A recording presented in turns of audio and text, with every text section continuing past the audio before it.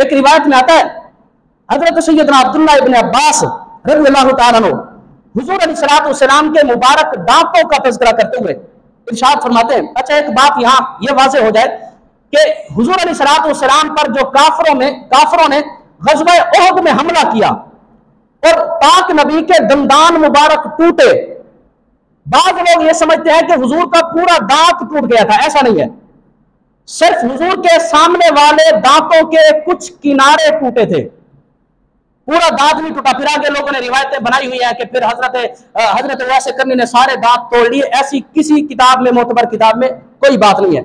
हुजूर अलैहिस्सलातु वस्सलाम के मुबारक सामने वाले दांतों के कुछ किनारे टूटे थे। सहाबा फरमाते हैं उन किनारों के टूटने की वजह से अल्लाह के नबी के हुस्न में अल्लाह ने मजीद इजाफा फरमा दिया।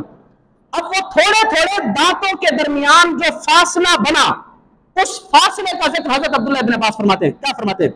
हजरत अब्दुल्लाह इब्न अब्बास फरमाते हैं, कान रसूलुल्लाह सल्लल्लाहु अलैहि वसल्लम अफलज सनियतैन, पाक नबी के दांतों के दरमियान थोड़ा थोड़ा फासला था।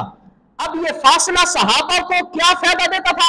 सहाबा फरमाते, इज़ा तकल्लमा रुय्यतन नूर यखरुजु मिन बैन सनायाहु, जब पाक नबी गुफ्तगू करते थे, दांतों के दरमियान उस फासले से हुजूर अलैहिस्सलाम के मुंह से नूर छिन छिन कर बाहर निकलता था।